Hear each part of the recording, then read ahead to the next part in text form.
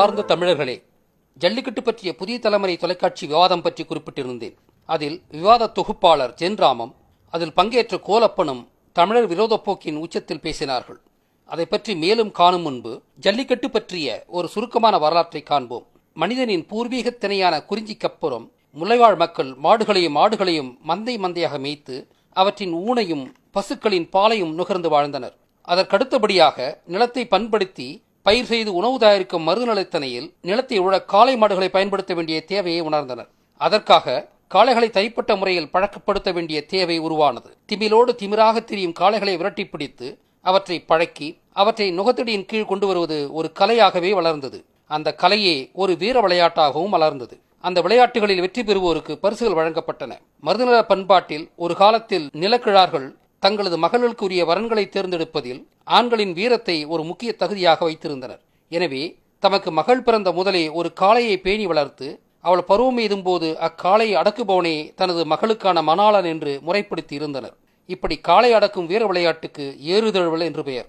பிற்காலத்தில் தெலுங்கர்களின் ஆட்சி காலத்தில் தமிழர்களின் தொல் வரலாற்றை அழித்து மடைமாற்றவே இது சல்லிக்கட்டு என்று காசுக்கானதாய் தரம் குறைத்து பெயர் மாற்ற பெற்றது. காளைகளை அடக்குவதற்கான பரிசாக காசுகளை அதன் கொம்பிலேயே கட்டிவிடப்பட்டு அந்த காசுகள் சலசல என்று சத்தமிடும் சல்லிகளாக இருந்ததால் இந்த வீர விளையாட்டுக்கு சல்லிக்கட்டு என்று பெயர் வந்தது. எனவே ஏறுதழுவல் தமிழரது பாரம்பரிய வீர விளையாட்டு. இதை தொடர்வதன் மூலம் தமிழர்கள் தங்களது வீரத்தை சோதித்து பார்க்கும் ஒரு முறையாகவும், தமிழர்கள் தங்களது மிக பழமையான வரலாற்றை செயல்முறையாகவே உணர்ந்தறியவும் ஒரு விழாக்கால கொண்டாட்டமாகவும் திகழ்கிறது. அதோடு மட்டுமில்லாமல் விவசாயத்திற்கு பயன்படுத்தப்படும் காளைகள் காயடிக்கப்பட்டு ஆண்மை இழந்து விடுவதால் நன்கு தரமாக வளர்க்கப்படும் இந்த காளைகள் இனப்பெருக்கம் செய்யவும் முதன்மையாக பயன்படுகின்றன. இதனால் மாட்டின் இனம் சிதையாமல் தொடர்ந்து நீடிக்கவும் வகையாகிறது. இந்திய மாடுகள் மட்டும்தான் A2 என்ற நஞ்சற்ற பாலை கறக்கின்றன. ஜெர்சி மாடுகள் நஞ்சுள்ள A1 பாலையே கறக்கின்றன. சமீப காலமாக இந்தியாவிலும் வெளிநாடுகளிலும் இந்தியாவின் A2 பாலுக்கான கிராக்கி இதனாலேயே உருவாகியுள்ளது. எனவே இந்திய மாடுகளின் தனித்தன்மையை காப்பதில் நாம் கவனம் செலுத்த வேண்டும். இங்கே ஒரு மிக முக்கியமான செய்தியை எண்ணி பாருங்கள். காளைகளை பயன்படுத்தி விவசாயம் செய்யும் மருதுநிலத்தில்தான் உலகில் முதன்முறையாக கொல்லாமை கோட்பாடு உருவானது.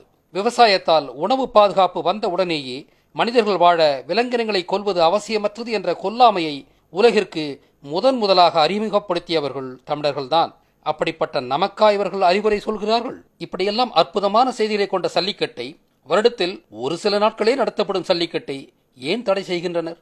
இதற்கு முதன்மையான காரணம் சல்லிக்கட்டு தமிழர்தான் உலகின் மூத்த குடி என்பதை பறைசாற்றுகின்ற ஒரு நடைமுறை சான்று. சிந்துவெளியில் கிடைத்த முத்திரைகளில் முக்கியமான முத்திரை சல்லிக்கட்டு முத்திரை. சிந்துவெளி தமிழர் பண்பாடு என்று நிறுவுவதில் முக்கியமான சான்று. ஏனென்றால் உலகிலேயே இந்த முறையை கொண்டுள்ள ஒரே இனம் தமிழினம்தான். ஆனால் எல்லாவற்றையும் களவாடுகின்ற ஆரிய வந்தேரி பிராமணர்கள் சிந்துவெளி ஆரிய பண்பாடு என்று திரிக்க முற்படுகின்றனர். இதற்கு இடையூறாக இருப்பவர்கள் தமிழர்களே.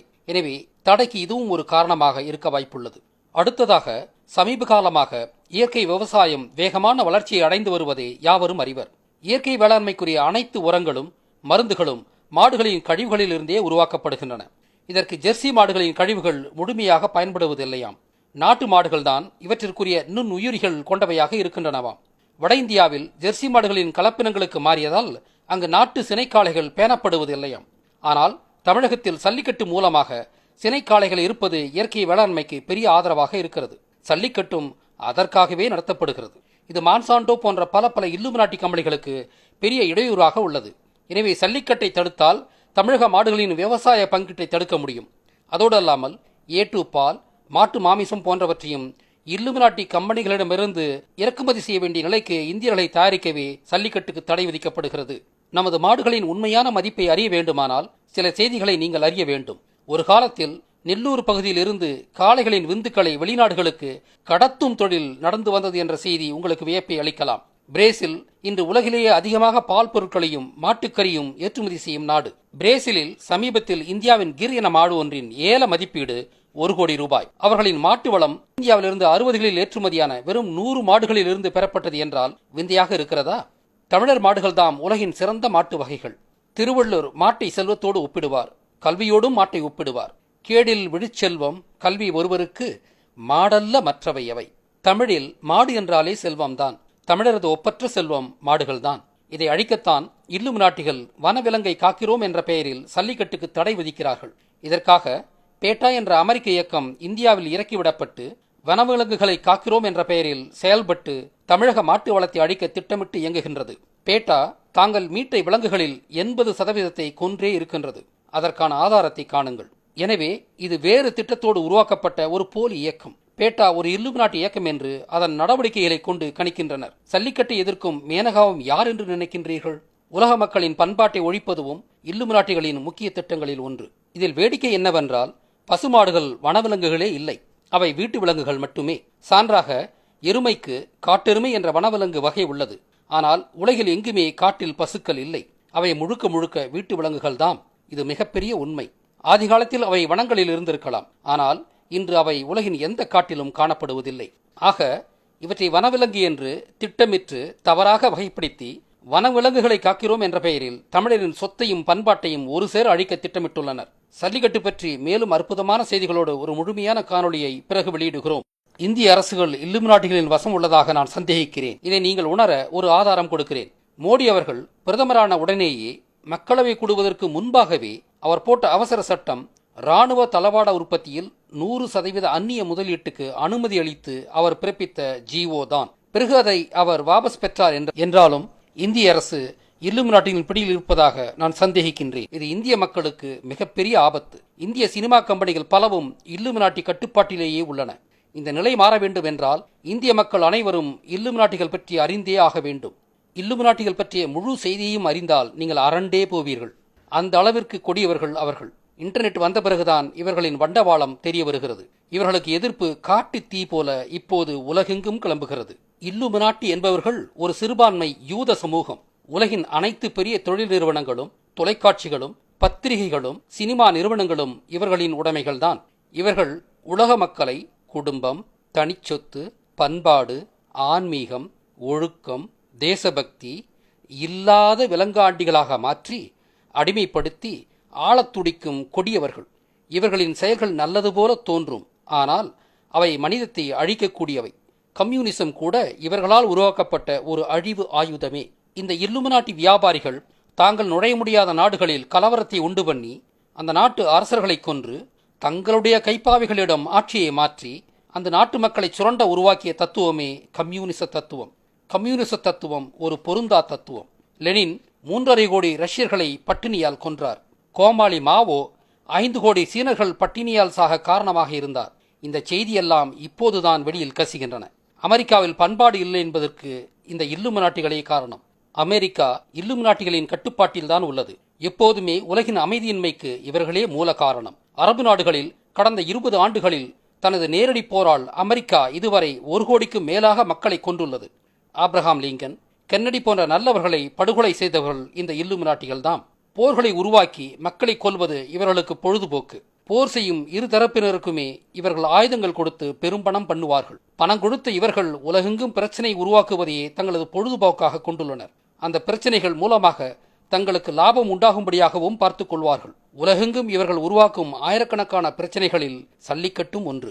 ஆக இவற்றிலிருந்து சல்லிக்கட்டுக்கு தடை என்பது ஆழமான அரசியல் காரணங்களுக்காகத்தானே ஒழிய அதில் நியாயமான காரணங்கள் ஏதும் இல்லை. சென்ற சில ஆண்டுகளாக சல்லிக்கட்டு விதிமுறைகள் வகுக்கப்பட்டு மாடுகளை துன்புறுத்தாமல் முறைப்படி நடந்தேறி வருகின்றன.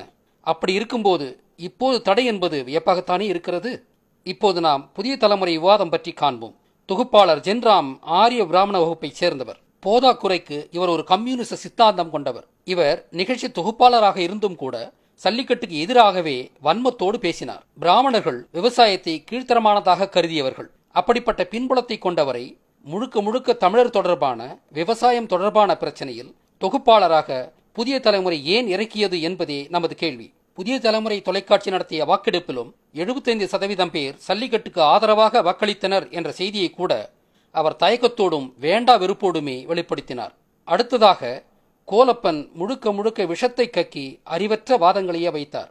அவரின் தமிழின எதிர்ப்பு நிலைப்பாடு பச்சையாகவே வெளிப்பட்டது.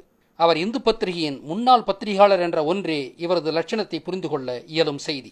தமிழர் தொலைக்காட்சிகளுக்கு நாம் வைக்கும் கோரிக்கை இதுதான். முழுக்க முழுக்க தமிழர் சார்ந்த விடயங்களில் பச்சை தமிழர்களை மட்டுமே வைத்து நிகழ்ச்சிகளை நடத்துங்கள். தமிழர் மட்டுமே சார்ந்த விடயங்களில் மாற்றானுக்கு கருத்து சொல்லும் உரிமை கிடையாது.